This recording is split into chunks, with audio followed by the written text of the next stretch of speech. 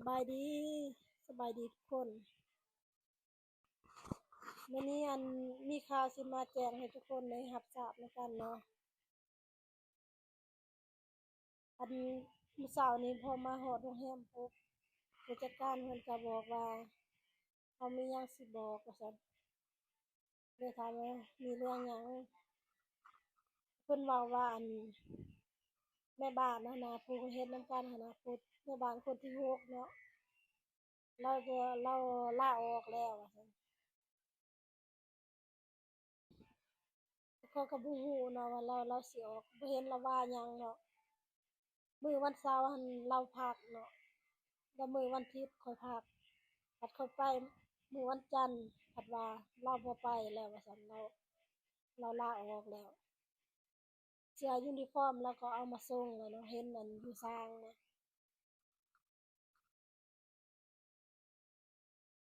ข้อยเว้าเลยนะเป็นหยังคือ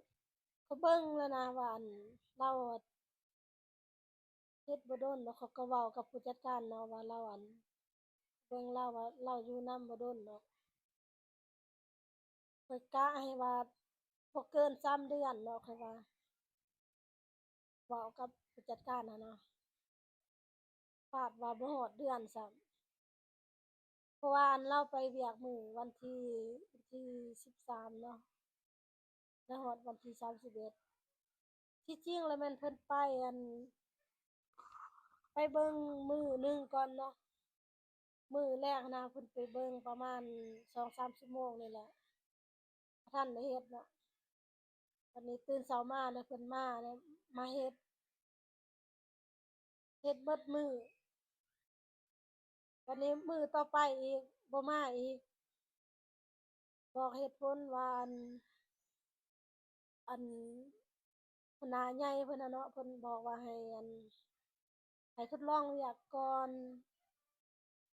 บ่ฟ้าวว่าให้เฮ็ดเลยหั้นนะบ่ฟ้าวบอกว่าเฮ็ดได้จังซี่นะหัวหน้าเพิ่นว่าให้ทดลองเบิ่งก่อนสิให้มื้อละแสนเนาะคันแม่นทดลองหั้นถ้าแม่น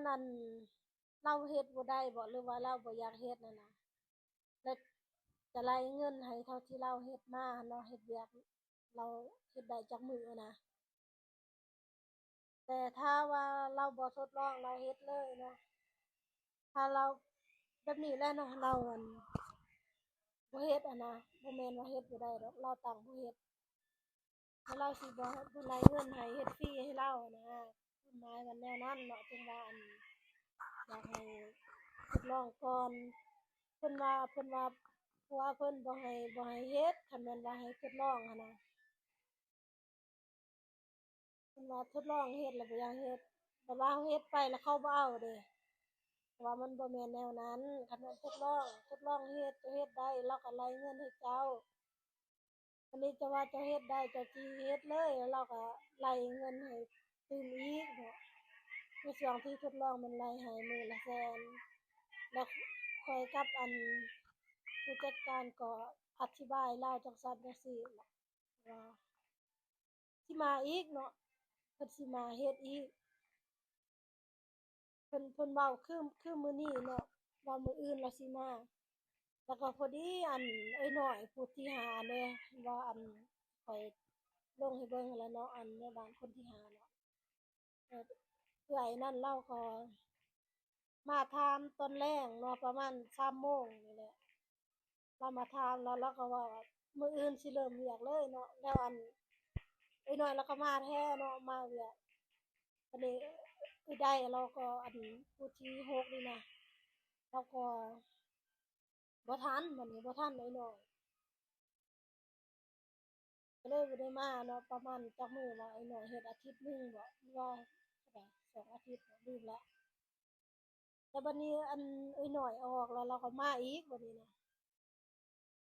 เรามามื้อวันที่13เนาะอีกหน่อยออกวันที่12ประมาณวันที่13นี่ก็เขาก็ถามเลยเนาะว่าจะสิเฮ็ดได้บ่จะสิขึ้นลงคันได้ได้บ่เราได้เฮ็ดแต่ว่าเฮ็ดเนาะ เขาก็บ่ฮู้คือกันว่าเป็นหยังคนที่มาอั่นคือคนอื่นๆเขานั่นแหละเนาะเขาบ่ฮู้จักเขาหรอกบ่ฮู้ว่าเขาเป็นหยังแต่ละคนมาจังว่าบ่เฮ็ดบ่อยู่หั้นนะเขาบ่ฮู้ว่ามันเป็นนำข้อยบ่หรือว่าเป็นนำเขาเป็นน้ำใจเขามันบ่อยากเฮ็ดบ่หรือว่าเป็นนำเฮาเว้าบ่ม่วนบ่เฮาประพฤติบ่ดีนำเขาบ่หรือแนวใดหั้นนะความหมายว่าเขาบ่ฮู้ บัดนี้ผู้ใดที่ออกเขาก็ถามว่าเป็นหยังเป็นหยังเขาก็ว่าบ่เป็นหยังเนาะแต่หัวหน้าถามผู้จัดการเพิ่นก็ถามเนาะว่าเป็นหยังเป็นหยังคือออกซี้นะแต่ก็บ่มีไผเว้าเหตุผลอิหยังเลยนะแล้วก็มีอันบางคนก็คิดเถียงกันก็มีแนวนั้นเรื่องเวียกเรื่องงานนั่นเนาะแต่ว่าข้อยก็บ่ฮู้ว่าเป็นนำข้อยบ่หรือเป็นนำผู้จัดการเนาะบัดนี้หัวหน้าใหญ่เพิ่นจะแนมเบิ่งว่า เออผู้ใดมาก็บ่อยู่ผู้ใดมาก็บ่อยู่หั้นนะมันจะเป็นนำข้อยบ่ว่าเป็นนำอันผู้จัดการหั้นข้อยอยากรู้ว่าถ้าแม่นำเป็นนำข้อยเนาะข้อยก็อยากรู้ว่าอันใดที่มันบ่ดีอันใดที่เอ่อประพฤติบ่ดีต่อเขาแต่ละคนนะข้อยก็อยากเปลี่ยนอยากแปลงเนาะก็อยากพยายามหั้นแหละเฮ็ดจั่งใดเฮ็ดคนเดียวมันก็เมื่อยเนาะก็คิดว่าอันถ้าอันมีแม่บ้านมาใหม่เนาะก็สิเว้าแบบนี้กับผู้จัดการเนาะ ถ้าแม่นอั่นหัวหน้าใหญ่เราคิดว่าคนที่มาแต่ละคนแล้วเขาเจ้าอันบ่อยู่หั้นนะบ่อยู่คิดว่าเนาะยันเราคิดแบบนี้หั้นนะคิดว่าเป็นนำข้อยคิดว่าข้อยสิขอลาพักจักเดือนหนึ่งบ่หรือ2 เดือนบ่ให้คนใหม่หั้นเฮ็ดเนาะถ้าแม่นว่าเขาอยู่บ่เขามักบ่เป็นหยังข้อยก็สิคิดว่าเป็นนำข้อยเนาะเพราะว่าแต่ละคนที่เข้ามาหั่นน่ะเขาจะได้สอนเวียกเนาะ จิกๆๆในนั้นแหละเนาะอันนี้เด้อแบบนี้เด้อแบบนั้นเด้อแบบนี้เด้อนะบางทีเขาจะบ่มักตัวนี้ก็มีเนาะ